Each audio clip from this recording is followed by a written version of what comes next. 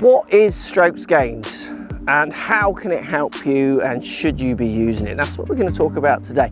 I want you, just before you carry on watching the video, in the comments down below, let me know, do you understand strokes gained or not? Let me know, like a yes or no, I understand or I don't. Also let me know if you are using it, has it allowed you to see things that you didn't already know, or has it just confirmed things that you thought you knew already? Let me know down there. But what is strokes gained? How can it help? And how could you use it to help you play some better golf?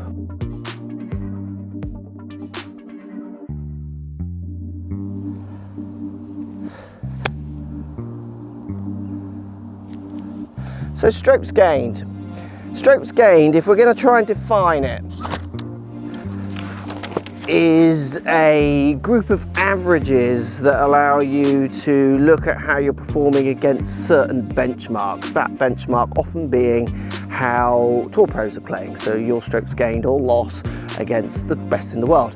That's changing now with things like ShotScope. You can benchmark it against different handicap brackets. But what strokes gained is doing, it's giving you some benchmarks against different abilities to compare yourself to see if you're gaining or losing. But at the same time, it's rating each individual shot separately of itself, as well as connecting it to the next one and how far you've got left into that hole. So it's putting a value on every shot, a drive, a chip, a putt, to allow you to really dial down to see where you could be gaining or losing.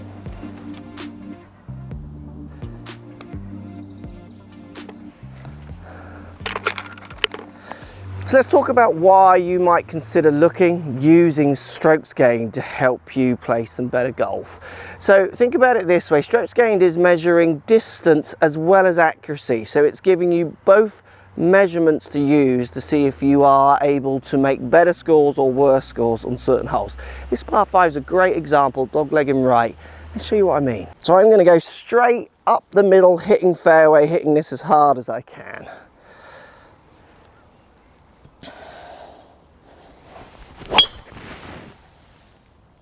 Should catch the left side of the fairway, and pretty average to okay drive. So I'm on the fairway, this is a good shot. I've hit the fairway, but I've got 252 yards to the flag. I've hit that up the left side, it won't be far off the green. Now, if I just carry the exact same distance on, but I'm going to miss the fairway, but I'm going to miss the fairway on the angle of the hole, if you like. So now this one's in the rough, but I now only have 216 yards to the flag. So we're talking 3 wood, having hit it well to get it greenside, compared to the rough ball. So you would class this as a bad shot. Your fairway in regulation is down, if you like. But I'm now only hitting a 6 iron. This is a par 5. This has more opportunity to get closer to the hole. Yes, it might be a gamble on the lie, but with the way the rough sits this side, you're going to get more decent lies than bad.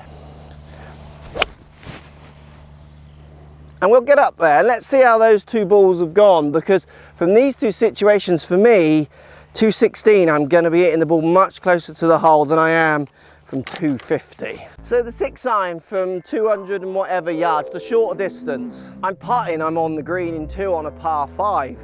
It's an opportunity, good opportunity of a birdie. The fairway shot, the shot that hit the fairway and in theory was the better drive, where I was aiming it, if you like.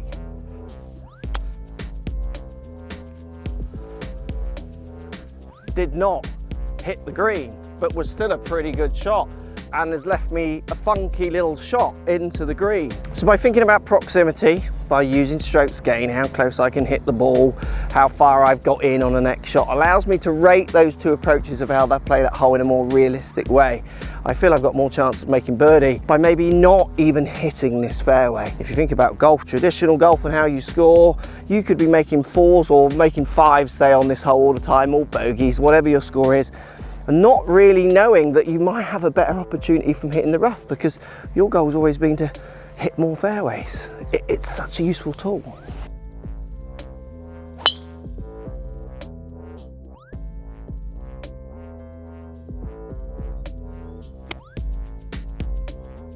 So So how can you use strokes gained to help you really dive down and see where you need to be working on your game? Look at my approach play. My approach play is costing me nearly half of my losses of shots. And if I dig a little deeper, I can see from 150 to over 200 yards, that's where I'm getting some of the biggest losses in my approach play. So now, rather than just going and having the standard driver lesson or thinking that you're inconsistent, which is what most people would say when they come for lessons, say with me, I can actually dial down and see what part of my game needs to improve to move the needle, to shift the score. So I'm 192 out, very narrow green, and I've got two strategies for this kind of shot. I can hit a hard 7, which is something I've been trying recently, or I can do what I've played kind of most of my life, which is hit like a more club but hit it softer.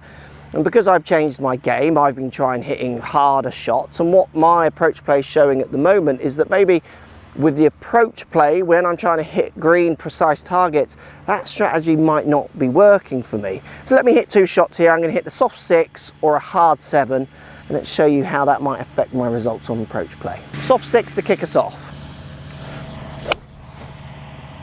So I've aimed at the left, I've just kind of cut it in. That's quite a good shot, that should work. Oh yeah, that could really work. Next shot, I'm going to hit the hard 7. This is something definitely I've been trying on the course, and it's not working as we stand at the minute. Let's just show you the outcome of this one. I've hit that really good. It'll be interesting to see which one's closer, because again, this is what happens.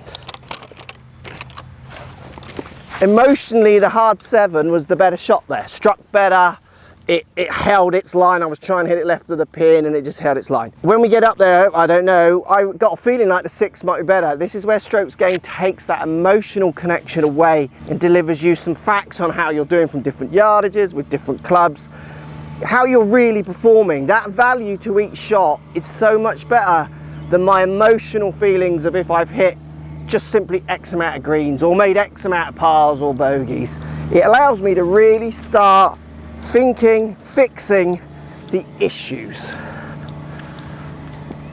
So the soft 6 on this occasion is the closer out of the two. This is 1, 2, 3, 4, 5 paces compared to 1, 2, 3, 4, 5, 6 paces. So not much in it, but the beauty with strokes gained is this is an isolated one-off case. The data that I'm looking at of my rounds is over kind of almost a year and a bit of collecting data. Not the most rounds, but I'd like more. But having that more data in there over time will allow you to really see if this actually is a repeating pattern.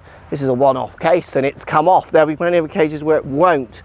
But using those averages over time might allow me to make some better decisions on my approach play. And I can edge that approach play score so it starts to make less losses against a Tour Pro or gain against whatever handicap I want to beat, then I can move on to the next part of my game.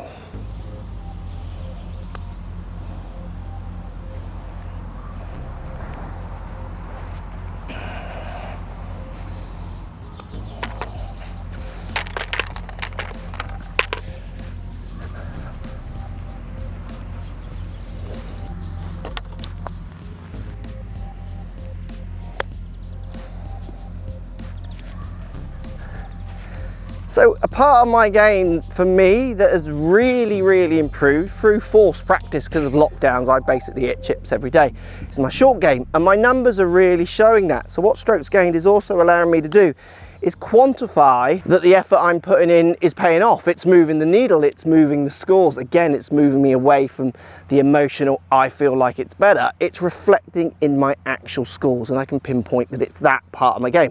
It's not that I've hit loads of good drives and then I'm not using my chipping that much, but when I do hit it once or twice, I hit okay ones, I can actually quantify how many shots it's costing me, gaining me or losing me against that benchmark. But at the same time, in that same area of short shots, so 50 yards and in, it shows me an element of my game that needs improving. Now, bunker play is showing that I'm not gaining against the people I want to gain against. It's showing that even though my short game is better, there's still elements of it that could be better. There's still places that need work. And again, strokes gained is getting me away from thinking, oh, I've hit 2 good bunker shots, and showing me how that pans out over a longer period of time, making me realise short game's getting better, the work's paying off, but maybe I need to spend a bit more time getting out of these bunkers. It's that value on every shot. It's the value that applies to each section, each shot of a gain or a loss that is so invaluable to golfers. It's just making it so much easier for me as a coach to see where I should focus my attention with my students, not having again to rely on their ideas that can be so kind of hazy through the emotions of playing golf. The other thing as well with strokes gained that's really interesting, it's not new. It's been there since day dot. As soon as the first person hit the first golf ball, they gained against the person or loss they were playing with. Straight away it was there. We just didn't look to find it. We didn't look to see what it meant. We looked at how many greens we hit, how many putts we've hit, and there's still valid stats to look at. But rating each shot, benchmarking it against where you want those shots to be, on proximity, on distance to the hole and how close you can hit it, those kind of ideas. If you want to get better, if you want to be the best, you just have to be looking at this aspect of the game to make sure you're not wasting your practice time.